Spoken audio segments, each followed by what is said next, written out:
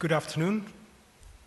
My name is Jochem de Ruig. I'm the CFO of the RIPE NCC, and I have a bit of a mixed bag of information to throw at you.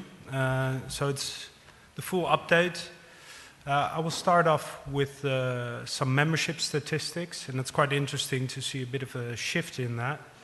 Then I'll run into the registration update, and I'll give an update from the general meeting on the charging scheme, and I'll close off with some billing information.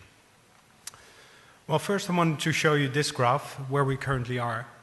So we're over 9,000 members, and you can see it's been quite a upgoing curve. We had a bit of a stabilization around 2001, but since then we've seen it going up. You see sometimes a bit of dip. That's actually when we close down members because of non-payment, and that's about 100 a year. What is interesting to see though is this is a 12-month average. It's what happened since we've reached the final /8. So you see sort of July 2012, and just after that in September you see it going up quite a bit from about an average of 600 to an average of 1,000. That's been stable at that level since then, so we have seen very strong growth over the last half a year. To show you a bit the country split, these are figures from 2012. They're not up to date to April, but it gives you a good idea. Russia is still the biggest country, but UK and Germany are catching up. And then you can see that on the second circle, sort of, where you see that the growth in Russia has been quite low in 2012. The UK grew about twice as quickly as Russia. So you see Russia had a 7% growth over the year out of the total membership. Furthermore, the usual suspects are there in the growth area: Germany, France, Netherlands. To look at the regional statistics, well, of course, Russia is by far the biggest country, more than 1,000 members. It's still the only country in our region with more than 1,000 LERs. You see the other pieces are quite small, it's less than 25%, so I just made another graph to zoom in a bit. You can see about 150 in Ukraine, and you see the other countries where Kazakhstan is quite big, Georgia and Azerbaijan, and the others getting smaller, with Turkmenistan only having 2 LERs. Looking at the address allocations, and actually this includes Turkey because, well, we had a long discussion, but Turkey is in 2 regions, in the Enog and Menog regions, supposedly. But what you see here is, again, similar statistic. Russia, very big, more than 3,000 V4 allocations, also quite a few V6 allocations. And then secondly, Ukraine. To zoom a bit in how that specifies, again, this is without Russia, so you actually can see how that is split up. And you see a nice spread, with Turkey and Ukraine quite big. You also see the V6 slowly getting up there, the allocations. The PI assignment, well, this is quite interesting. Here you can see the Ukraine does play quite a big role in PI assignments, and it's more than 2,000 in Ukraine. Russia has a lot, as we saw before. The other countries don't have that many. We'll see quite more and more V6 PI assignments coming up. Autonomous system numbers, well, slightly differently. Here you see the number of LERs in red and then the number of ASNs. You see Ukraine and Russia again quite large. As you will know, with every PI assignment, a lot of times an AS number is requested. And furthermore, the other countries have quite a limited number of AS numbers. Well, to go a bit into where we are now with V4 registrations, as you probably will know, we've reached the final /8 in September last year. And currently, every LER can get only one last allocation, a /22, with more than 1,000 addresses. even if they can justify a larger allocation. So that's all you get. But you must have a V6 allocation from an upstream or from the NCC. So far, we've distributed about 1,600 /22s, and a total is about 16,000 we can distribute from the final /8, so it's about 10%. In addition, there's a separate policy. There have been some IXP assignments and also one /24 in Russia. So how does it look, the allocation from the last /8? Well, here you see since September what happened. Well, there's not a clear trend or anything. What you do see in this graph is we ask organization when they become a member whether they're an ISP or not an ISP. And we do expect the number of non-ISPs, so sort of end users or companies who are outside the industry, to come directly to the NCC. But so far we haven't seen that development. So most people still say they're ISPs. The allocation trend, well, this is the last 4.5 years. Well, what is to be expected, of course, is that the additional allocations will decrease over time with the run-out.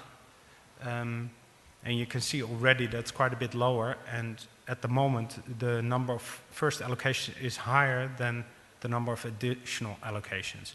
And that matches, of course, with what I showed in the beginning, that we saw strong growth in new members. Well, then I have a couple of slides on transfers and mergers. We do expect this will increase. The transfer policy is a bit outdated. So since September, October, we have seen a slight increase, but I mean, it's very minimal. You see on the left here, you see the number of transfers, and in April we had about 7. So it's not a huge amount. The number of IPs is increasing. You see that on the right-hand side. But still, the number of transfers is quite limited. Mergers, something similar. We do expect a bit of consolidation in number of LARs, but also here we not yet see this trend happening. So you can see it's a slight upward line, but very minimally. 2007-01, this is the policy that fixed the contact details for a PI assignment. We've defined 3 phases early on in the project in 2009. The first 2 phases are finished, and we're into the last phase, which is the most complicated, because we're going to approach end users, PI assignment holders, what the status is of that PI assignment. The problem with that, of course, is these people are unfamiliar with the RIPE NCC. Also, it may be difficult to identify whether they actually are the legitimate holders, and we still want to continue, make sure that active networks have continuity in their network. So this is going to take quite a bit of time, and here you see a bit more in detail. Still, we have quite a bit way to go. Here on the left you see where we are. We need to get up to that red line. It's going up a bit, but still a bit way to go. On the right-hand side, you see what we've done over the last 6 months, and you see the 3 different statuses which we recognize: approved documents, when all the documentation has been sent in; infrastructure, that's for own infrastructure use; and there's a piece of returned, which was 292.7%. At the bottom bar, you see the overall contacted resource holders. So we're about 75% so far, so 25% to go. With that, and this is something we didn't take into account immediately, but we've seen quite a bit of an increase in the maintenance of keeping these records up to date. And what you can see here is that over the last 2 years, the amount of tickets we had relating to this in the maintenance has doubled. So we do see an increased amount of work in keeping this information up to date.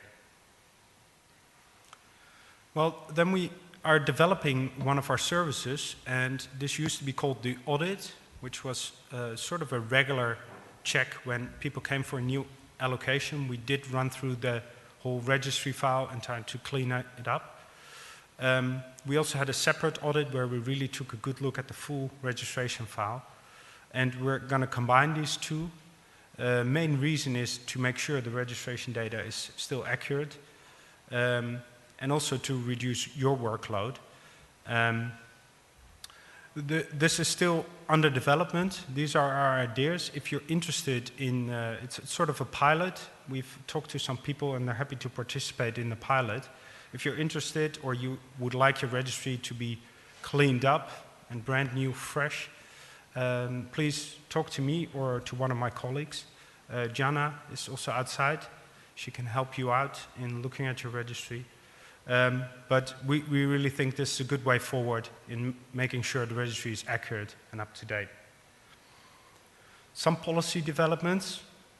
Well, I took a selection of some policies I think are relevant for this community. There's the inter-RER V4 transfer that's going on for quite a while. And I don't know if it's going to progress to a full policy.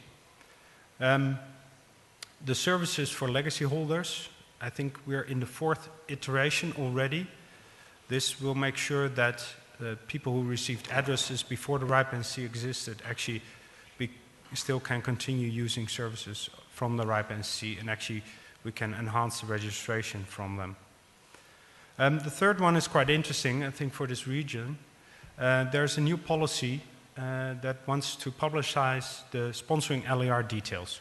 So anyone who has PI assignments allocated to end users via their customers, then the registry, the database will show who is the sponsoring LER.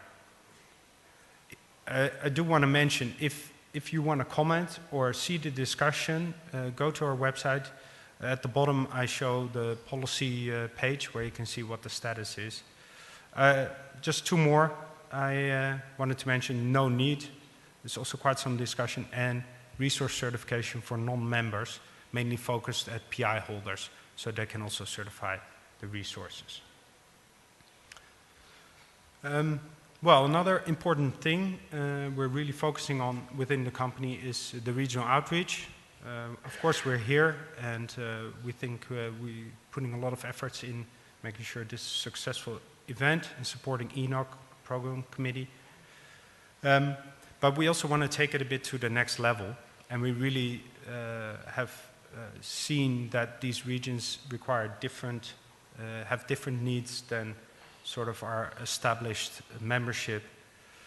And well, to make a long story short, actually the next step we're taking is that we're probably looking to recruit someone locally in Russia who can help you in your needs, to communicate with us if needed, who speaks your local language, who can help you with your government liaison, etc.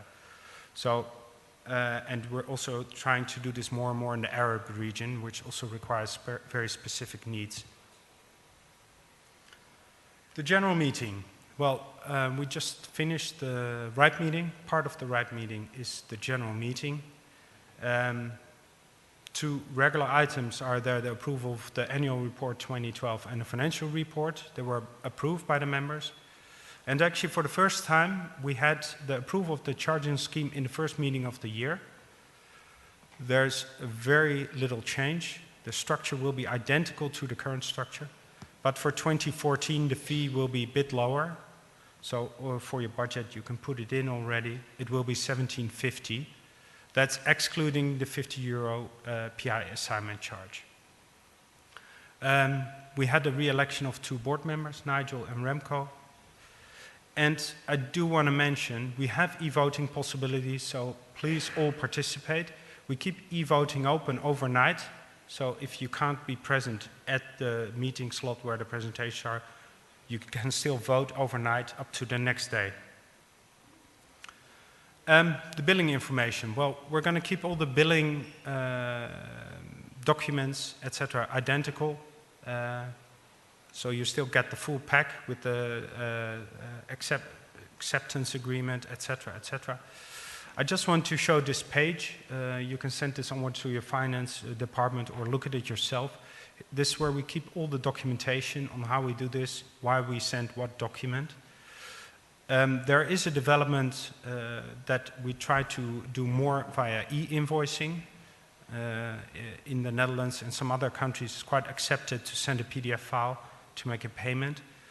For Russia and the Ukraine, that's probably a step too far. However, I do hope, and hopefully tonight I can chat with some of you, whether it's a possibility that we actually send the documents via email to you, and that you actually, based on that, can start making payments. But that's not a plan. We still plan on printing everything and sending it to you. This is my last slide, just to give you all the ways you can communicate with us. Of course, there's the policy development process. I mentioned the policies. There's the survey, which is being conducted at the moment, and Serge will tell you lots more about it.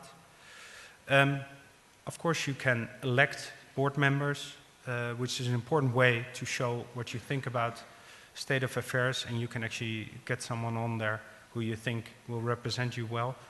And the general meetings, very important for us to have a good large presence. There's e-voting, so please use that opportunity.